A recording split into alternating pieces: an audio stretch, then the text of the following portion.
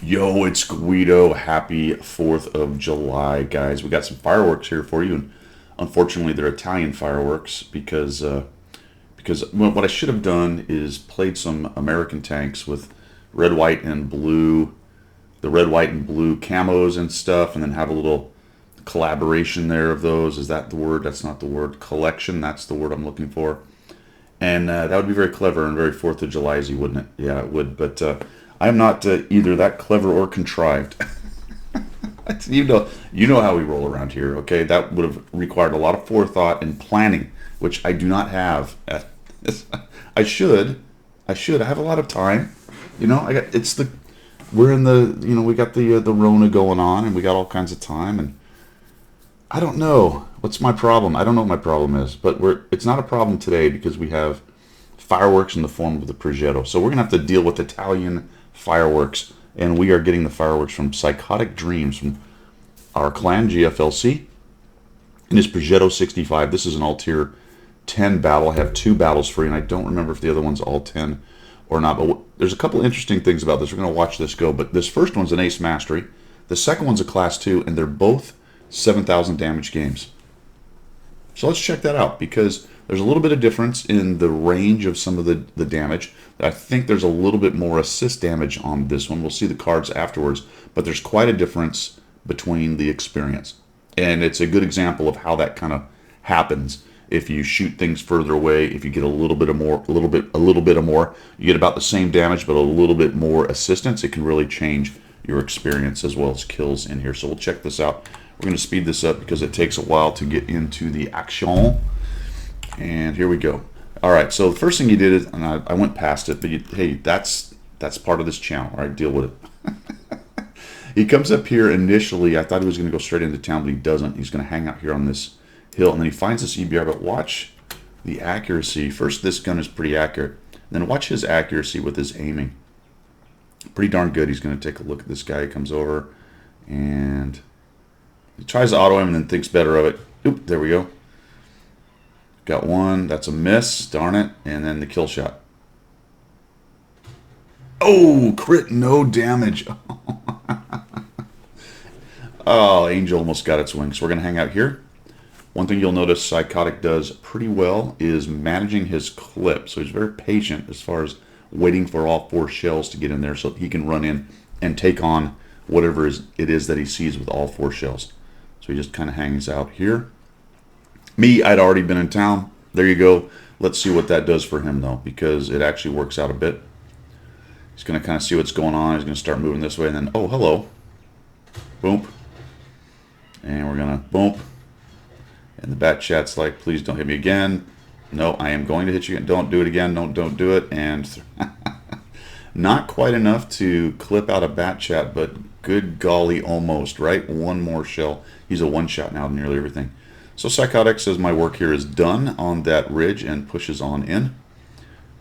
This is a weird setup. It's been weird, guys. You know, it's not just 4th of July weekend times fives. Remember when we used to complain about times fives? How about the Rona? Right on. Yeah, that's the games are weird. It's getting weird out there. Look at the setup. I mean, do I need to say anything else? I don't know. The enemy's lost a 277 and a 430. They have three already. They have a bunch of TDs. Actually, interesting. I thought it was a bunch. It will look like a bunch later when that's all that's left, but there's only three. Still, three big TDs, three artillery, and what looks to be a really passive team other than the poor couple of guys who pushed into town on the red team are probably feeling a little bit exposed right now. Take a blind shot there. I thought that was a good idea. Just see if he might get lucky and hit that guy. Super Conqueror in Type 5. He's got the 430U working with him. The 60 TP is in town, as well as one other heavy. What do we got here? It is a ST2, all right? So we kind of got these guys. There's at least three, and one of them's the bat chest, so who knows if he actually ran away. It looks like right now just the 60 TP and the Type 5, and they're in big trouble. Where's the old Panzer 7? Who knows? Nowhere to be seen. We come in here and we light. The 430U lights the poor Type 5 on fire. And then, oh boy, we have another fire right into the engine deck. Pickles off another one. Not sure if the fire was going to take that guy out. So now we're going to hang out right here and reload. We're ready in case the super comes around the corner. Kind of rocking back and forth, thinking, well, okay, am I going to fade back? Really doesn't want to get spotted and hit by artillery. Also, nice job not pushing forward and getting proxy lit again by the super. He was lit from the Type 5. Now he's going to come around here and he's got a full clip, and this super is just going to eat everything. Boom. He has no hope. He doesn't know whether to look forward, whether to look back. If he turns his turret, the other guys come around the corner. Maybe at least that way he gets one more point of damage. Psychotic shoots all 4, clips into there, and then hides behind the buildings to avoid the artillery. And now it's decision time, right? The enemy STB-1 is sort of pushing up under. That makes me think that most of what they have left is over there trying to push the cap. But look at the crowd of guys that never left the cap from the green team. That's the weird part. Well, we got a naked E100 going by, streaking. And now we're going to fade back this way. 2 guys go down to the STB, both relays, part of the crowd of green that was over at the cap. And all of a sudden, the cap is sort of threatened. T-57, I don't know if he ever actually went anywhere but about right where he is, or maybe he was over on the north side for a bit by the cap, so he's faded back. People clicking on the cap. I love the 430U clicking on the cap. He's clicking on the cap when there's 2 mediums and probably several, maybe even 3 counting the 430U, and probably several of the TDs backing him up, trying to get up on the cap. If they get up and over and clear off the guys in the cap, then they're in trouble. And the 430U is clicking on, hey, go to cap. All right, there's the Panzer 7. For whatever reason, the Heavy has decided to go north and slog through the middle, and that is going to be a very, very bad decision for him here pretty soon. He's got 2,500 hit points at the moment. Batchat comes up and over and dies. Sturb gets him. And Psychotic Dreams has Daydreams. Has come around this way. These both have pretty good hit points. So he's looking to see if they're going to come up and over and start getting shots. But they're both going to start eating artillery pretty hard here as long as they're spotted. E100 dies. Why? Because he went to the cap. Okay. It's a head scratcher, right? It just makes you want to, I don't know what it makes you want to do. For those of you who are newer, for those of you who are trying to learn the game, for those of you who are here to learn things, I say it all the time, and I'll keep saying it because new folks are coming in. Stop pushing caps after you've won a flank and your cap is threatened. It cannot be simpler. There is no simpler tenet in this game to increasing your win rate and doing better and winning, which is increasing your win rate, than that one simple mantra. Win your flank, go back if your cap is even threatened at all. You can, if you want to go to a slightly higher level, win your flank, go to the other flank that's still active. Forget the cap. All right? Oh, but Guido, there's times when you want to go to cap. I know. They are a lot less than you think. I promise you. They are probably 1/5 of the times that you think it's time to go to the cap if you are around 50% player. All right, that's not an insult to 50% players. It's just a fact. If you're a 50% player, you're not doing that. I promise you. I guarantee you are not doing that. All right. Poor 430U makes a big mistake. I don't know why he would be on that side of that ridge. It's just, no, and then he gets lit on fire. Owie. What did he just get hammered by? I don't know how many people hit him, but he's got no hit points left. If you were going to come up that way with all the green guys still hanging out back here, on that side, on the north side of the road, is idiotic. He had to be on the south side of the road. But it doesn't matter because he's dead. Down he goes. And we're up to 4,500. I told you to be fireworks. We have had like 3 fires, right? Fireworks. All right. Poor Panzer 7 can't get up and over, and he's got half his hit points left. He's got all kinds of guys waiting up top. There's 3 artillery. You know what the red team's doing? Exactly what I just told you guys not to do. You know what I mean? This is exactly, it's too, and the question becomes, there he goes, I told you they already would have their day over here. The question becomes, usually determining games like this is which Muppet team Muppets the most?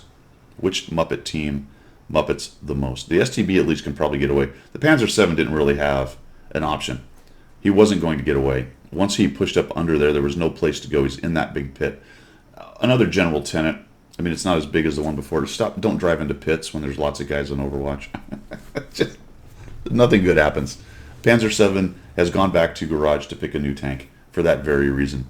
A, he did not go back to his cap when his cap was threatened and the other flank lost. And B, he drove into a pit. So he took a bad situation and made it batterist. Okay? Stop doing that. What? All right. Have we beat up the cap thing enough? Let's speed this up because we camp out in the bush for a bit and nothing happens. Another kind of common thing in a game at this point, especially at tier 10 with a good number of TDs and arty, players will become much more reluctant to get aggressive and push in. This map's difficult on that if people are playing it right. There's really no way for them to push into the northwest based on that, just from all the Overwatch. There is a better possibility of pushing towards the cap. Now, this is not a bad idea now because there's a lot fewer guns in the game, and he can also see that the 60 TP and the 430U kind of pushed down in there and didn't get shredded, although they are spotted, obviously, because you can see artillery has hit them. That is another thing that you want to put in your kit bag. It seems obvious, but I think people kind of miss it sometimes. And it's another reason why I look around with my camera a lot. If I notice somebody has stun on them, they're seen, right? It means they're seen. So that gives me some SA. I'm like, okay, well, down there they got seen. So at some point on my approach, I probably get seen too. Or I make a different approach with more cover if I can determine where they were seen from. Comes up over here, finds this guy. You notice that he's gone to heat. That might have hurt him a little bit on these angles, but he gets one in there. Definitely going to hurt him there with the heat shield in the front of the 103B. So he will come down low. More than likely it was the Sturb that was seeing those guys. Although there's another one, so he could be somewhere nearby too. No shots are coming in from him, so it makes me feel like he's not that close. And we're going to come in this way. I don't know on this one, Psychotic. I think based on what I see here, I would have just come up and over and started finding guys to shoot. You take a bit of a longer, more careful path to get there. It worked. But I felt like things were really collapsing your way. The one big problem your team has, it's not a huge problem, a slight problem. Nobody's really at the cap anymore. So if somehow the STB and the Sturb sensed that, they might be able to jump on cap and cause you guys issues on having to get back. Or at least rushed you up here into making bad decisions, thinking you needed to hurry up and win.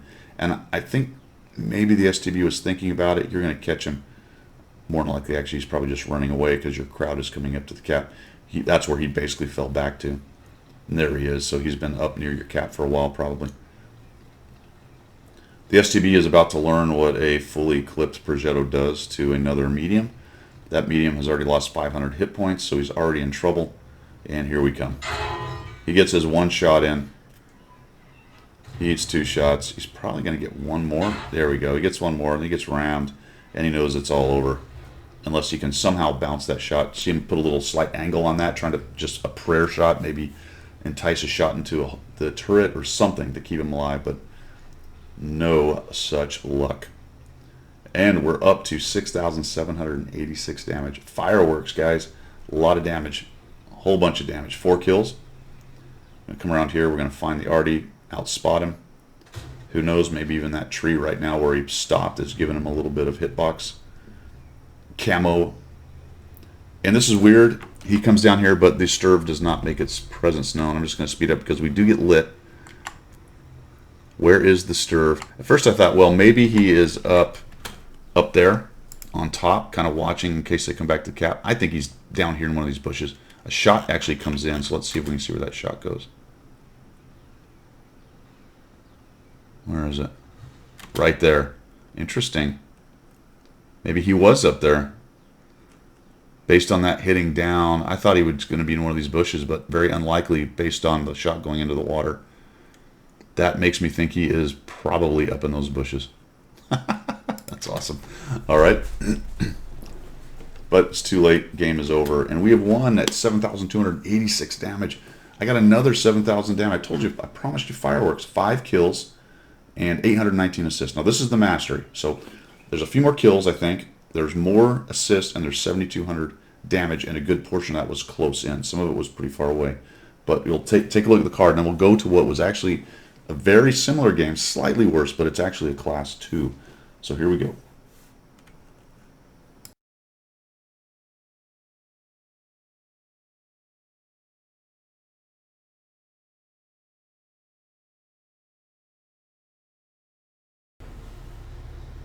All right, for the second half of the show, Psychotic Daydreams is going to drop another 7K in his Progetto 65 Tier 10 Italian fireworks machine. Rapid fire. It's got the big auto loader on it, the Italian style, the broken style as far as I'm concerned, but that is not any of my business, is it? Anyway, it's here on Redshire, and he's going to go to a spot I don't go to very much. I usually go over to the heavy side there and help him push, but he's going to do some good work here. He finds that guy, and then this poor guy gets lit, and he gets hammered, and we're off to the races with 747 damage. He's got a T-49 off to his right doing some work. You can see him kind of working this edge over here, getting lights and pushing them off of that central area. This EBR is a thorn in Psychotic's side. He's going to shoot a lot of rounds at this guy, try to get rid of him. But as EBRs are wont to do, everybody is missing, and it's bouncing and all kinds of ridiculous wheeled tank stuff. The enemy does not send really anybody over to the west side. The east side starts to look like it's going to lose, but I want you to watch the east side as we're talking here. All of the heavies and things, there's 4 of them, that push up in there get beat up and killed. There's a hit with a crit, no damage. EBR is kind of running around, but I want you to see the X factor obviously over there is the two TDs that are sitting in the back, the Foch and the Grille 15. And we talked a little bit about experience earlier, and I mentioned I thought this might not be a pure Tier 10, and it isn't. It's a Tier 9 and Tier 10 game. So there's another huge factor for why the experience will be so much less with a very similar result, damage and spotting wise. So the other game was all Tier 10, shooting all Tier 10.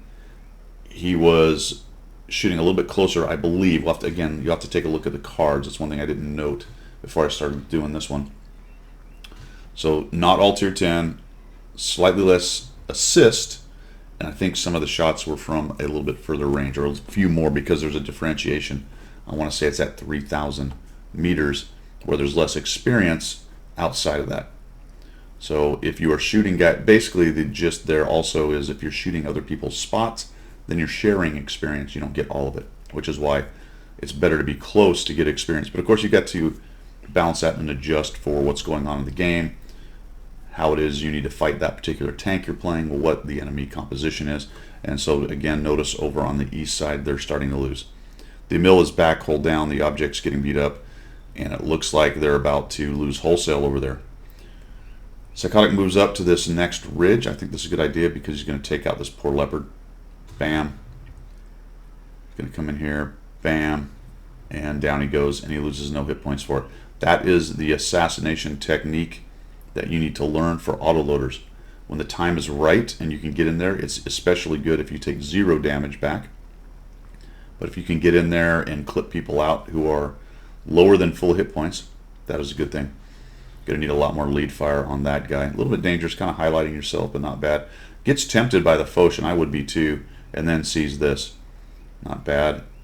Takes a shot and misses. That's a bummer. And then the Type sees him, and another shot into the dirt, and then wisely backs out. No sense of letting, especially after 2 misses, no sense of letting the Type 61 have a hit, just so you can aim in and maybe get another prayer shot.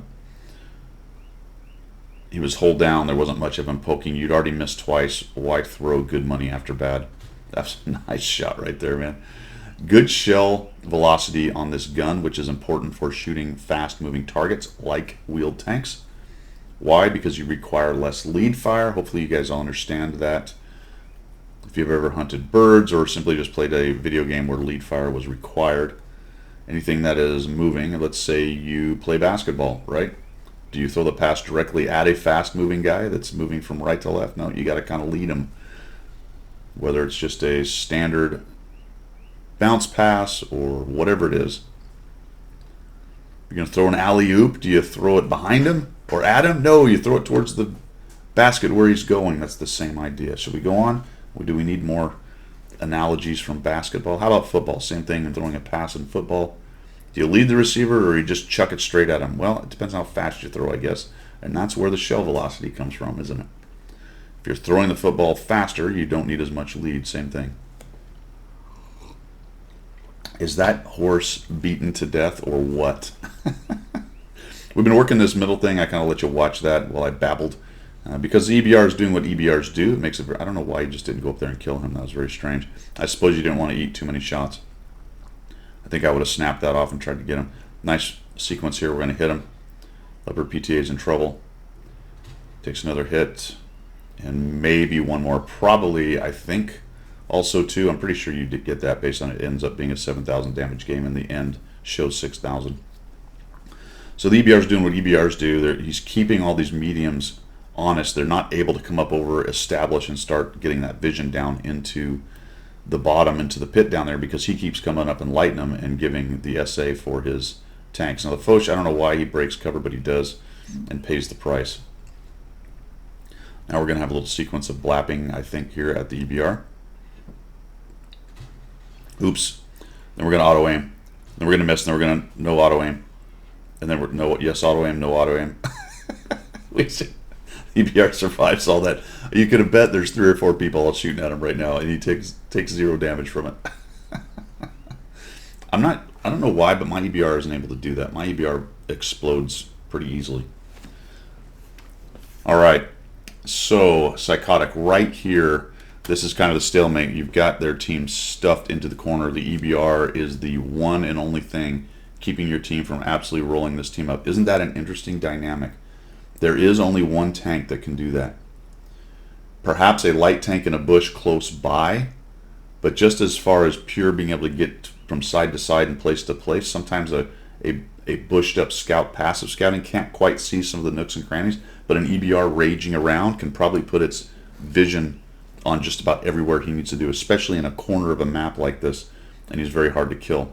So he's providing all kinds of spotting for the enemy team in there. That being said, then, we either need to get rid of him or change the fight a little bit. We find this. Somebody else gets him. That shot just missed.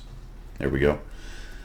Now that the Leopard PTA is cleared out, the best approach here, and you can see that the Emil and the Foch have kind of gone that way. I think the Emil might even push into it. The best approach to start lighting these guys up is come down the river bottom, clear out anything that's there because it's low ground, and then I can come out and move over to the west. You seem content to kind of hang out up here. I think this is where this guy dies, maybe. I might have taken one of those shots a little earlier, but there you go. But you're going to be content to kind of sit on the ridge. This is a lot like your game before, where it's a little bit more careful. It's hard to argue when you drop 7,000. I just throw out that maybe a little more aggression might have got these guys dead, got them died earlier. I don't know why you didn't put the Pipper on him and see if you had a highlight. Maybe you were waiting for the reload. That's possible. But nice job there. Unfortunately, that sucks. That one didn't go in. That was a good example of he didn't quite have 4, but he had an opportunity and he had 2. Nice job waiting for at least the second one and put 2 in. Didn't get anything out of it. Kind of sucked, but there you go. That's not true. You hit him once. I lied. 363. So the EBR is still raging around, but he's gone dark. Very interesting. Might have felt that he was pushing his luck a little much. I think it looks like the Emil died trying to get down in there. So somebody has some shots down into that bottom river right there. They're not easy shots, but some of those higher points can probably reach down in there. But it's got some bush cover. So I think really, man, if you'd have gone down this way, maybe back a little ways, jump in the river bottom, just cruise right up that thing, I'm betting you would have put a bunch of extra assists onto this tally of 3,916. And really, it's a case of you're the guy, right? It's you or the Udez or the Skoda. The rest of them aren't really suited for that push. And it would be easy to disintegrate if the Grill and the 103 and a couple of those mediums start getting shots into you. Yeah, the Grill's like, hey, I need a little help right here. Everyone's clicking. There's Artie, so he's down in there. That would make me even more interested in going down there and trying to find those guys. Oh, and then the EBR makes a bit of a bold move, and somehow the Grille gets lit. So not whether he took a shot or just went a little too far, and now we really have a big advantage. That guy's no longer there. We take an artillery shot. Somebody got spotted. Somebody nukes the EBR 90, and the route is on. So from here, definitely down into the river bottom. Absolutely, right now, I would be doing that. I think the Skoda figures it out. Is the Skoda? Yeah, the Skoda is moving in. Looks like he has that plan, although I think he goes into the city. Yeah, he goes into the town and tries to move forward into the town right there. That's a little bit, that's not great. You have some cover in the buildings, but this run right here is quite out in the open, and it's exposed to everything down here. Again, I'm going to keep saying it, man. Go. I wish you would have gone up the river bottom. It would have been epic, but it doesn't matter because this poor guy gets lit. I don't know what he's doing. Down goes the Type 61. It's all over but the shouting right now. We're going to load up, get on our horse, and push straight at him, baby. That's awesome. They missed. How did they miss? I think the Sturv actually missed you. That's absolutely amazing. Little wiggle jiggle. We're at 4,984. We're going to come up here and find the poor Char Futur 4. First we see the Artie, but we don't have a shot. Wisely ignore him because those guys are going to kill him pretty quickly. We're going to go to where the big hit points are. Here's the Char. Come right at this guy. I would have just went in and rammed him at full speed. I mean, I know what you're doing. You hit him and then you track him. It's a nice job. But just go in there and just ram the crap out of that guy at full speed. You might not have even needed that last, second to last shell. You might have had 2 left. There we go. We back out. I like this. This is what I talked about earlier. He does a nice job of managing. I think, man, I would have just... I feel like maybe you're kind of tempting. There might be a pixel available or something. I'd have just backed straight back down that hill rather than... But it worked out because you kind of tempted him to shoot and he missed. So now he gets 2 shots. That's pretty funny. Second one. Oh, I'm sorry. Just 1 shot. Somebody hammers him with a huge hit right here. He's got 1,000 hit points, but he gets absolutely schwammered by somebody. Maybe it's Artie and somebody. Boom, boom. And oh my gosh, no shot. Absolutely disintegrated. So yeah, I think at least one of your blind shots went in because I think this is a 7,000, probably 2 of them. This is a 7,000 something damage game. Now that we got 4 kills in this one, 451 assists. I think it's 7,000 on the damage, but we obviously damaged a bunch of tier 9s in here as well. So that's just the difference between a mastery and a class 2 on relatively similar games. Now obviously, 1 less kill, about 400, I want to say, less assist, and about the same damage. So that's a difference too, but the tiering also matters in the game, as well as the range of the shots. There was a lot more Sniper-Lama Ding Dong on this one than the one before. There was a considerable amount on the one before, but there was also the fight in the city where you got some nice hit points close in, and then later in the game as well on those things. So nicely played, man. There you go, guys. Your 4th of July fireworks, courtesy of Psychotic Daydreams, who showed us a lot of interesting things. We got to talk about go back to cap. That's always a good thing. Got to talk a little bit about approaches, the whole river thing.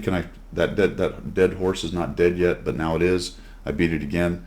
And just the interesting thing about experience and how it works in the game. So you guys have a good 4th of July. Be careful out there if you're chucking the fireworks around. Enjoy yourselves. Don't overindulge too much. And just enjoy the fact that you live in a country that you have the freedom to and the time, even if you are a hard worker, and I know you guys are, but you have the freedom and time to do this. All right? You just consider the point in history that you are living in, that this is a thing. And not because gaming is the greatest thing, just that it exists and we are able to partake in it and we have the time to do so. In all of living history, that has not been a thing.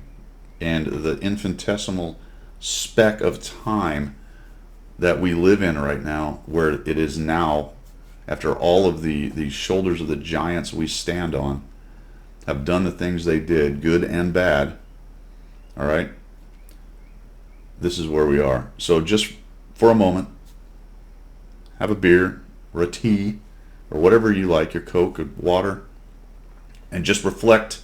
This is getting really deep.